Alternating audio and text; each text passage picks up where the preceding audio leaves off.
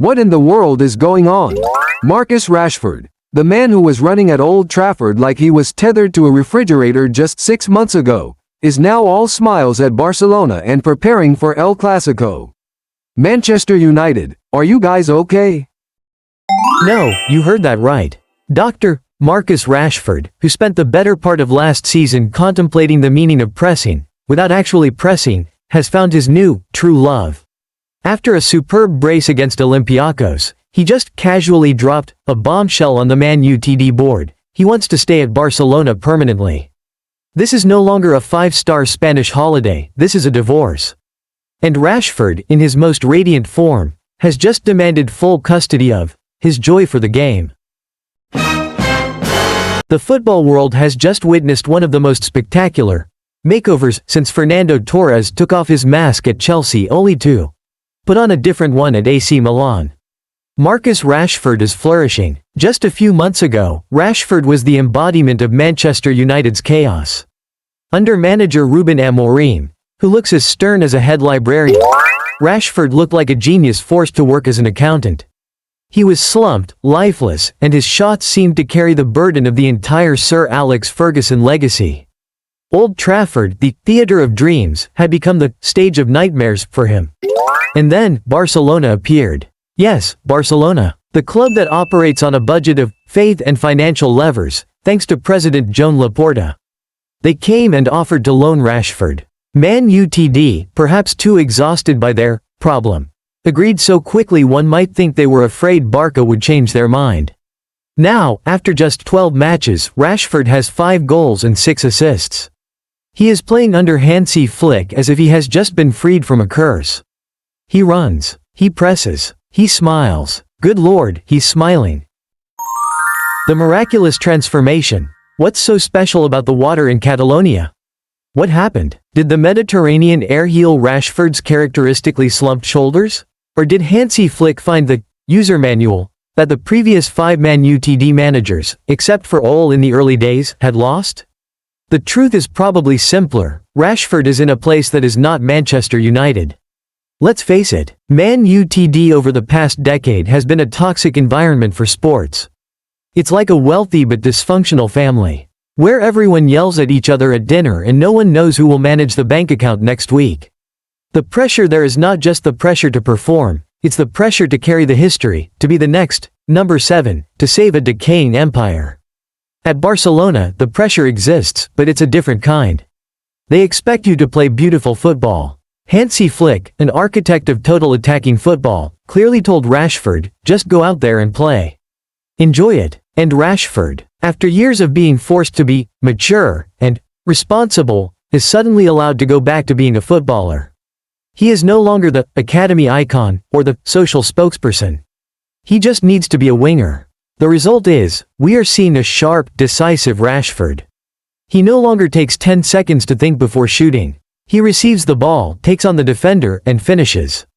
The way he scored against Olympiacos exuded a confidence that Red Devils fans haven't seen since that magical 2022-23 season. I needed a change, the sweetest farewell. When asked about his future, Rashford stated, 24 years of my life I've been with Manchester United. Sometimes you just need a change. This is the football version of saying, it's not your fault, it's mine, but actually it's yours.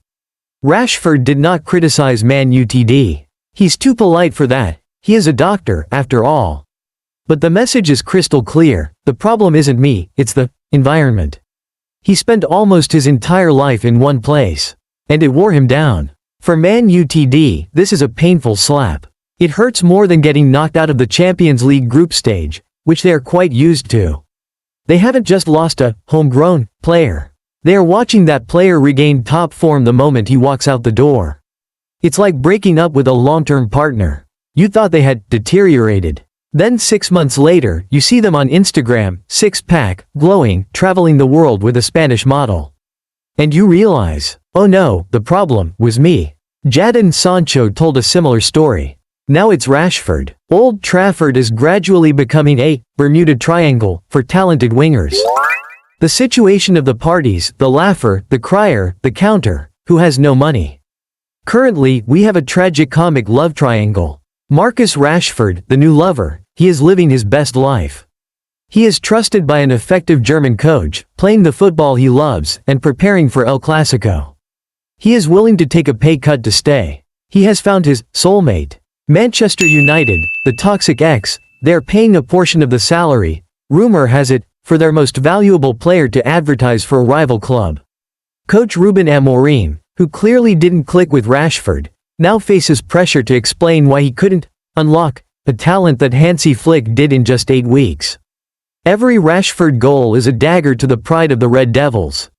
Barcelona, the new, but broke, lover, Joan Laporta is smiling like a man who has won the lottery, but hasn't had the money to claim it yet. They have a superstar for zero-cost, loan fee. The issue is the buyout clause. The reported figure is €30 million.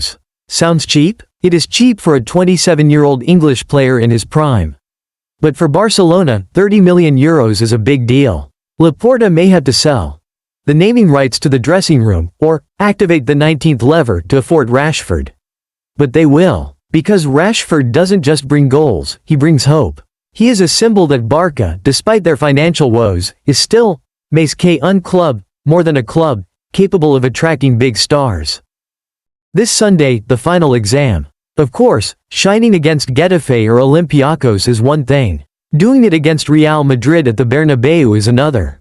This Sunday's El Clásico will be the ultimate test for Rashford 2.0. This is no longer the Manchester Derby, where the pressure is, just don't lose. This is El Clásico, where the pressure is, make history. If Rashford shines, if he torments Real Madrid's defense and scores, that will be the end of the debate. That will be the confirmation that he is truly back. And in Manchester, thousands of Red Devils fans will be sitting in front of the TV, remote in hand, watching and muttering, if only. If only we had sacked the manager sooner. Or later. Or maybe, if only we had just let him be happy. Marcus Rashford's story is a classic football lesson. Talent is eternal, but form depends on the environment. He wasn't a bad player who got better. He was a good player trapped in a bad system. He has escaped. He has found his spa in Catalonia. And while Manchester United is still scrambling to find their identity and figure out how to offload other €100 million wingers, Marcus Rashford is preparing to become the new king of Camp Nou. What a fairy tale. Unless you're a Manchester United fan. Then, it's a horror movie.